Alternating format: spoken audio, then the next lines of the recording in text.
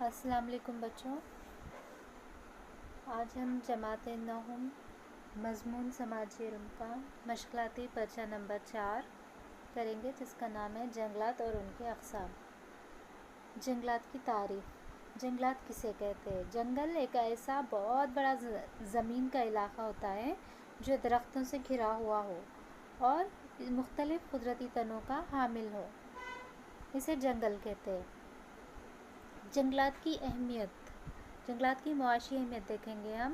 جیسے ہمیں پتہ ہے پیڑوں سے ہمیں پھل، ترکاری، ادویات، کاغذ، ربر، کپڑے اور پھول وغیرہ حاصل ہوتے ہیں۔ یہ ساری چیزوں سے ہے نا بچوں، یہ ساری چیزیں معاشی اہمیت کی حامل ہوتی ہے، جس سے کیا ہوتا ہے لوگوں کو روزگار کے مواقع ملتے ہیں، جابس ملتے لوگوں کو۔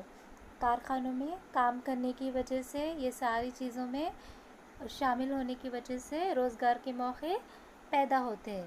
روزگار کے موقع جب پیدا ہوتے ہیں تو کیا ہوتا ہے؟ معاشی طور پر ہمارا ملک مستحکم ہوتا ہے، یعنی کہ آمدنی حاصل ہوتی ہے پیڑوں اور جنگلات کی وجہ سے۔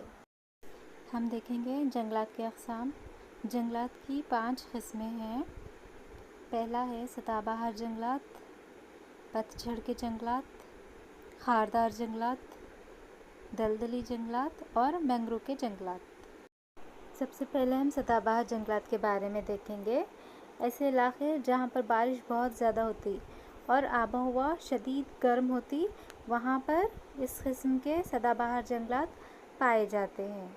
پتجھڑ کے جنگلات ایسے علاقوں میں پائے جاتے ہیں جہاں پر بارش چند مہینوں کے لیے ہوتی اور موسم وہاں پر اکثر گرم رہتا اور خشک ہوائیں چلتی رہتی، اور یہاں پر پتے ہمیشہ درختوں کے جھڑتے رہتے ہیں۔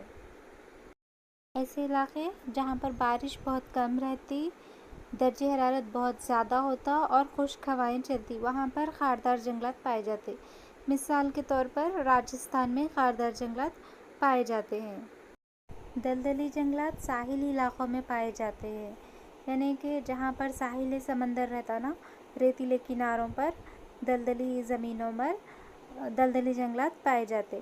ہماری ریاست تلنگانہ کیونکہ اس سے دور ہے ساحل سے، اس لیے یہاں پر دلدلی جنگلات نہیں پائے جاتے۔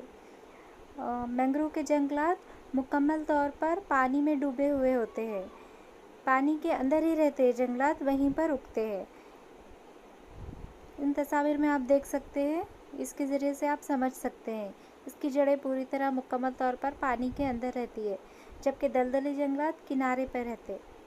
ان کے علاوہ ایک اور قسم ہوتی ہے جنگلات کی، جسے مخصوص جنگلات کہتے ہیں۔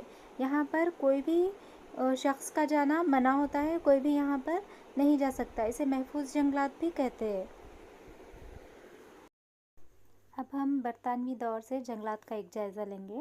برطانوی حکمرانی جو کہ 1600 میں شروع ہوئی تھی، اس کے بعد سے بتدریج ہمارے ملک میں جنگلات میں کمی آتی گئی۔ اس کی خاص وجہ کیا ہے؟ 1920 سے 1940 تک جنگلات کا بے دریغ تجارتی استعمال ہے، یعنی کہ تجارتی غرض کے لیے اسے بہت زیادہ استعمال کیا گیا۔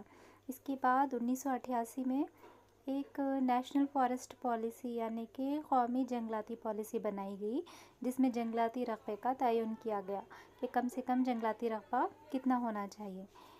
اس کے بعد 2006 میں فارسٹ رائٹ ایکٹ، یعنی کہ جنگلاتی حقوق کا قانون منظور ہوا، جس میں نہ صرف جنگلات، پیڑ پودے، بلکہ جانور اور جنگلات میں بسنے والے قبیلوں کو بھی تحفظ عطا کیا گیا۔ دیکھیے بچوں، یہ جنگلات میں پھر بھی ہم دیکھ رہے ہیں کہ ان سب کے باوجود بھی جنگلات میں کمی آ رہی ہے۔ اتنے پالیسی بن رہے ہیں، قانون بنا، پھر بھی جتنا رقبہ جنگلات کا ہونا چاہیے اتنا رقبہ ہمارے ملک میں نہیں ہے۔ تو اس کی کیا وجوہات ہے، کیوں اس طرح سے ہو رہا ہے، ہم دیکھیں گے آگے۔ جنگلات میں مسلسل کمی کے چند اسباب یہ ہے، دیکھیں بچوں۔ آبادی میں مسلسل اضافے کی وجہ سے جنگلات میں کمی واقع ہو رہی ہے۔ صنعتی ترقی یعنی کارخانوں کا زیادہ سے زیادہ بننا، آلودگی کا پیدا ہونا، جس میں زمینی آلودگی، فضائی آلودگی وغیرہ شامل ہیں۔ درختوں کی کٹائی جو ہم مختلف اغراض کے لیے کر رہے ہیں، زمین کا قحط اور قدرتی طور پر جنگلات میں لگنے والی آگ۔ جیسے ہم جانتے ہیں نا بچوں، مینگروو جنگلات کے بارے میں ہم پڑھے کہ یہ جنگلات پانی کے اندر ہوتے ہیں۔ تو آپ دیکھ سکتے ہیں کہ ہندوستانی ساحل پر، یعنی جو ساحلی اضلاع، جو ریاستیں ہیں ساحل پر، وہاں پر یہ جنگلات پائے جاتے ہیں۔